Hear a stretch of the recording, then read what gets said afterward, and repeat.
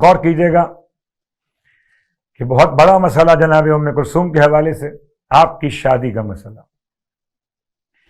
آپ بھی عالمہ، آپ بھی فہیمہ، آپ بھی اپنے باپ کی زینت،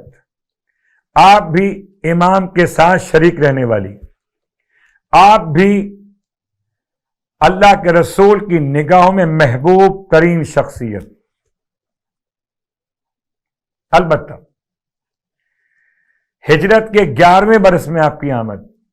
اور ربیع الاول کی 18 تاریخ،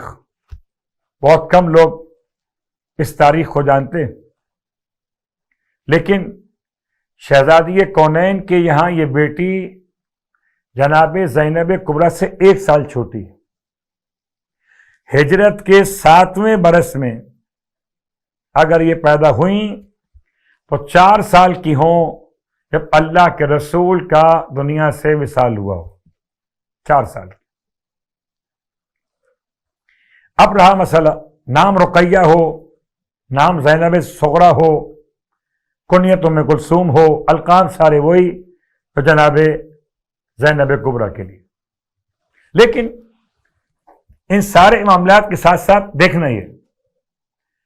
کہ مولا کائنات نے اپنی اس بیٹی کا عقد کس سے کیا، بہت تفصیل میں مسئلہ اختلاف ہے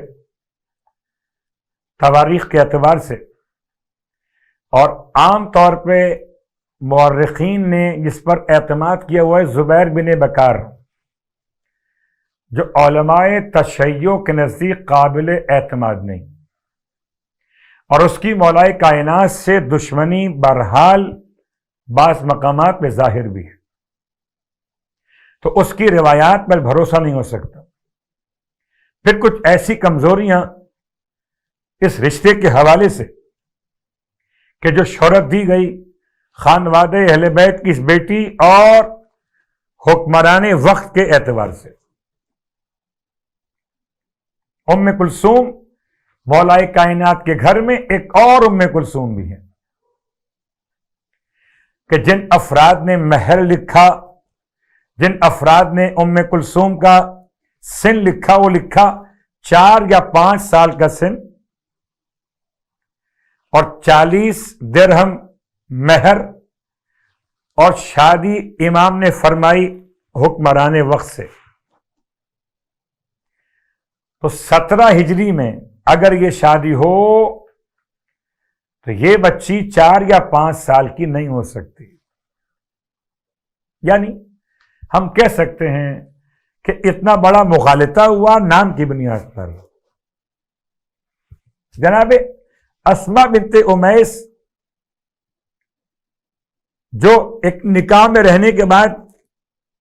محمد بن ابی بکر کی ماں بننے کے بعد، ان کے انتقال کے بعد محمد کے والد کے،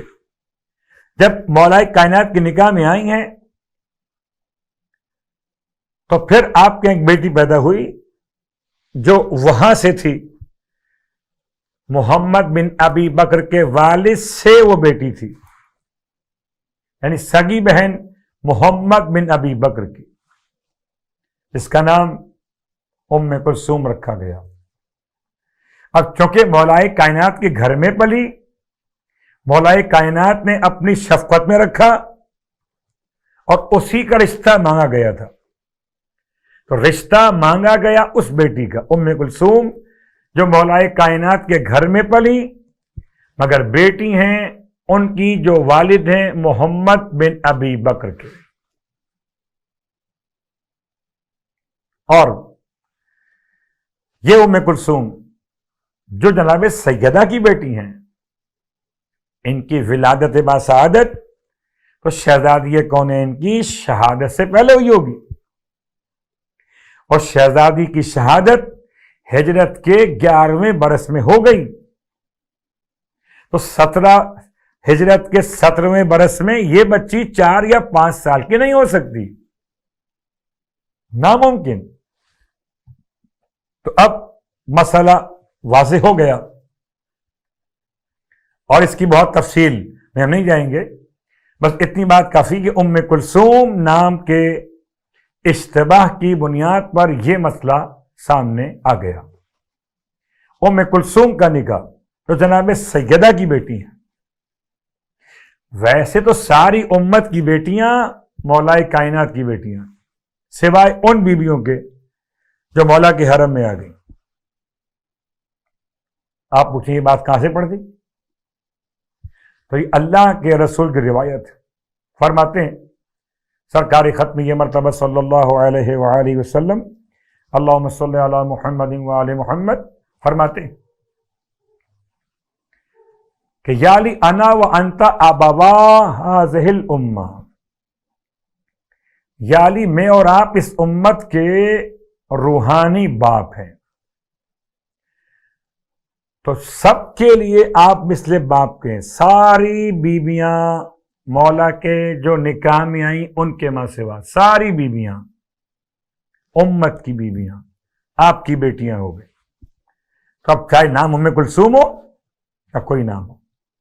سیدہ کی بیٹی ام کلثوم لگے، یہ وہ ہے کہ جن کا نکاح محمد ابن جعفر طیار سے ہو، عبداللہ کے بھائی سے، عبداللہ ابن جعفر طیار محمد ابن جعفر طیار سے۔ یہاں پر بعض مورخین نے قلبازیاں کھائی ہیں کہ نہیں وہ ان کے انتقال کے بعد ان سے نکاح ہوا تھا، نہیں ایسا نہیں، عمر کا فرق ہے، میچ نہیں کر رہا مسئلہ۔ پھر مولا کا فرمان کہ ہماری بیٹیاں ہمارے بیٹوں کے لیے، تو کیسے ممکن ہے کہ مولا یہ فرمائے کہ ہماری بیٹیاں ہمارے بیٹوں کے لیے اور پھر کسی ایسے رشتے کو قبول کر لیں جو کفر نہ ہو؟ کوئی مسئلہ نہیں ہے، بات صرف کفر کی ہے، کفر نہیں ہے، اور جو کفر نہیں ہوگا امام اس کے ساتھ نکاح منعقد نہیں کریں گے، ظلم ہے یہ۔